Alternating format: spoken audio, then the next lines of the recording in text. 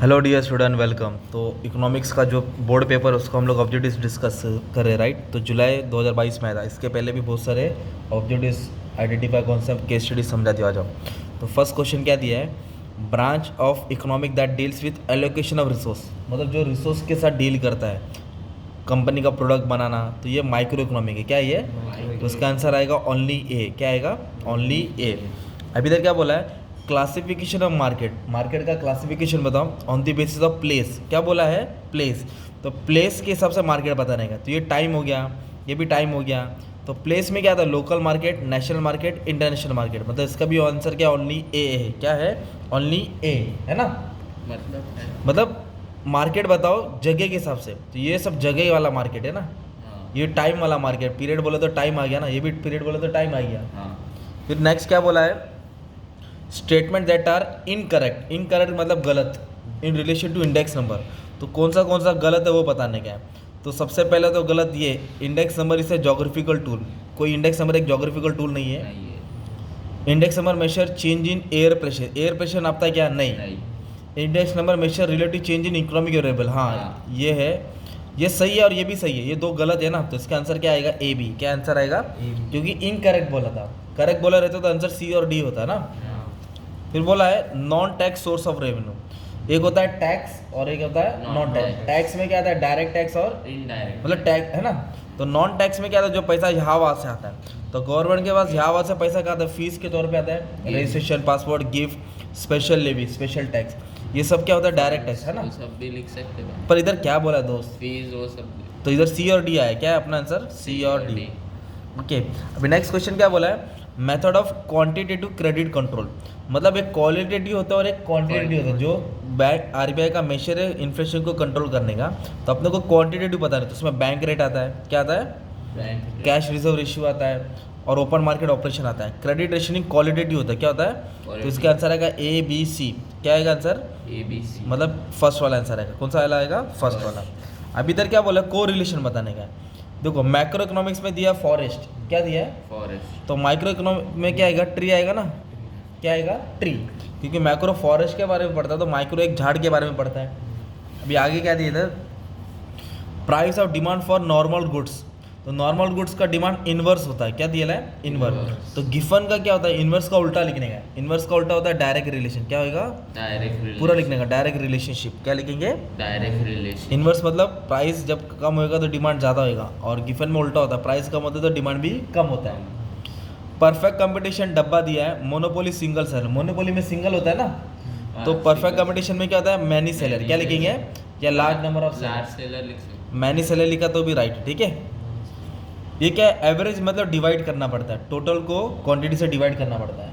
और रेवेन्यू में क्या होता है? मल्टीप्लाई करने का, price into quantity, price into quantity.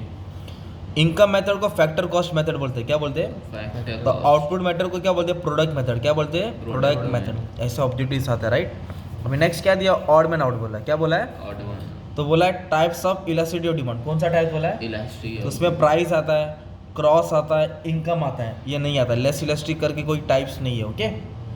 External Depp, Depp मतलब कर्जा, एक्सटर्नल मतलब बाहर से, तो फॉरेन बैंक से कर्जा लेते हैं, वर्ल्ड बैंक से कर्जा लेते हैं, आईएमएफ, इंटरनेशनल मॉनेटरी फंड से लेते हैं, सेंट्रल बैंक है ना। तो सेंट्रल बैंक घर का हो गया ना यार, बाकी सब बाहर के हो गए।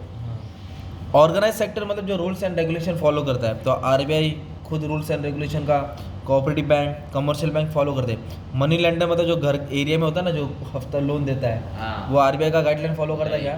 तो ये अनऑर्गेनाइज होता है। क्या होता है? Unorganized। बाकी सब कौन है? ऑर्गेनाइज। जो रूल्स एंड रेगुलेशन के हिसाब से काम करते हैं, लाइसेंस होता है। ट्रांसफर इनकम जो पैसा यहाँ वहाँ से आता है, तो पेंशन आता है, अनएम्प्लॉयमेंट अलाउंस आता है, बेरोजगारी गिफ्ट आता है। वेजेस ट्रांसफर इनकम नहीं हो तो काम करने से मिलता ना यार, फैक्टर है। फॉरेन ट्रेड क्या बोला है? फॉरेन। तो इंपोर्ट होता है, एक्सपोर्ट होता है, एंट्रीपोर्ट होता है, पर लोकल ट्रेड थोड़ी फॉरेन होता है, राइट। तो आंसर क्या आएगा? Local trade. अभी नेक्स्ट क्या दिया? ऑब्जेक्टिव्स ये है, relationship between demand for goods and price. Demand, price और डिमांड का रिलेशन कैसा होता है? इनवर्स। प्राइस और डिमांड का रिलेशन इनवर्स। और डायरेक्ट किसमें आएगा? सप्लाई में आएगा। डायरेक्ट किसमें आएगा? Supply. Demand curve is parallel to X axis. कौन सा बोला है? एक्सिस। तो आप लोग ने एक पढ़ा ना, परफेक्टली इलास्टिक, परफेक्टली इनइलास्टिक, तो इधर होता है एक्स एक्सिस। तो एक्स एक्सिस परफेक्टली इलास्टिक में होता है, किस में आएगा परफेक्टली। इलास्टिक अगर वाई एक्सिस बोला रहेगा ना तो किसको पैरेलल रहेगा, परफेक्टली इन इलास्टिक, किसको रहेगा परफेक्टली वाई एक्सिस रहेगा। तो ऐसे पेपर का ऑब्जेक्टिव पूरा सॉल्व करा दिया तुम्हारे लिए, और अच्छे से ध्यान दो। और rightward shift in supply curve, जब सप्लाई कर्व राइट में शिफ्ट होता है मतलब बढ़ता है तो उसको बोलते हैं इंक्रीज, और लेफ्ट में शिफ्ट होगा तो डिक्रीज। राइट में शिफ्ट होगा तो इंक्रीज और लेफ्ट में decrease. Trade off goods and service with in geographical boundary, मतलब इंडिया के अंदर ही जो लेन देन होता है उसको इंटरनल ट्रेड बोलते हैं, क्या बोलते हैं। इंटरनेट और स्टॉक एक्सचेंज किसका पार्ट है, कैपिटल मार्केट का, किसका पार्ट है। कैपिटल और RBI commercial bank money market का। स्टॉक मार्केट को किस में आता है, कैपिटल Capital मार्केट में market। आता है। ये तुम्हारा 20 मार्क का ऑब्जेक्टिव हो गया। अभी कॉन्सेप्ट भी आएगा आपको एग्जाम में, क्या आएगा कॉन्सेप्ट। ये देख भाई, सलमा परचेज स्वेटर, क्या खरीदी sweater for her father in winter season, कभी खरीदी। विंटर सीजन विंटर मतलब टाइम के हिसाब से, Time तो टाइम यूटिलिटी हो गया ना। कौन सा utility, time utility has time changes utility of commodity also Also changes, changes। उसके बारे में मीनिंग डाल देने का है, कॉन्सेप्ट पहचानने का ना यार, सिंपल। अभी जैसे कि ट्रांसपोर्ट का भी आ सकता है ना, तो होता है प्लेस यूटिलिटी होता है, और प्लेस क्या होता है फॉर्म चेंजिंग शेप, तो टाइप्स ऑफ यूटिलिटी का आंसर पढ़ना है। संकेत ने क्या किया, डिमांड किया गुड्स का, मतलब संकेत demand for goods increase 20%, demand कितना बढ़ गया, इंक्रीज इन इनकम 50%, मतलब इनकम बढ़ा तो डिमांड भी बढ़ा, क्या बोला, इनकम बढ़ा तो डिमांड तो उसको बोलेंगे इनकम इलास्टिसिटी, क्या बोले, इनकम मिला मतलब change in income also bring about change in demand, income change होने से डिमांड भी क्या हो गया, चेंज, Change। उसको बोलते हैं इनकम इलास्टिसिटी, ऐसा एक्सप्रेशन डाल देगा। अनिता को क्या मिल रहा है, पेंशन मिल रहा है। पेंशन मतलब कब मिलता है, जब जॉब छोड़ेंगे रिटायरमेंट के बाद, तो वो वैसे इनकम को बोलते हैं ट्रांसफर इनकम, क्या बोलते हैं। ट्रांसफर इनकम तो the income receive by individual without rendering any product service, वो किस बिना काम के जो पैसा आता है उसको बोलते हैं ट्रांसफर इनकम, क्या बोलते हैं। ट्रांसफर तो पेंशन इसे एक्सपेंडिचर फॉर गवर्नमेंट, गवर्नमेंट के लिए तो खर्चा है ना यार, उससे कुछ फ़ायदा नहीं होता गवर्नमेंट को। अब इधर बोला जॉन ने कितना यूनिट्स बनाया, 5, 5 units। तो कितना खर्चा लगा, 50,000, 50,000। मतलब 5 यूनिट बनाने का खर्चा कितना लगा, 50,000 और 6 यूनिट बनाने का कितना लगा 58, तो 50 से कितना हो गया 58, 58। तो 8,000 एक्स्ट्रा हुआ, हाँ। उसको बोलते हैं एक्स्ट्रा को बोलते हैं मार्जिनल। मार्जिनल और ये कॉस्ट इसके लिए लिखेगा मार्जिनल कॉस्ट, तो उसका फॉर्मूला डाल देगा टोटल कॉस्ट, एन डालेगा -1, ऐसा करके फॉर्मूला डालेगा, मार्क्स मिल जाएगा। ओके फॉर्मूला का भी मार्क्स हाँ, अभी 58 में से 50 माइनस करेगा तो 8,000 आएगा ना तेरा, हाँ। ऐसा था।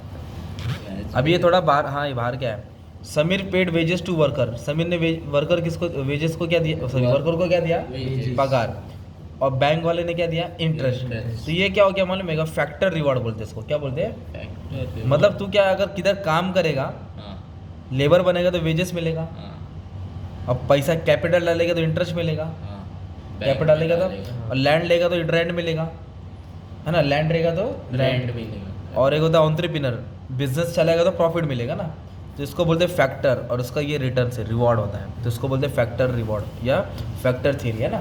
तो इस तरह का तुम्हारा ऑब्जेक्टिव हो गया, right.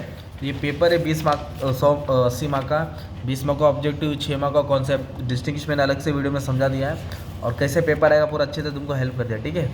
Thank you very much.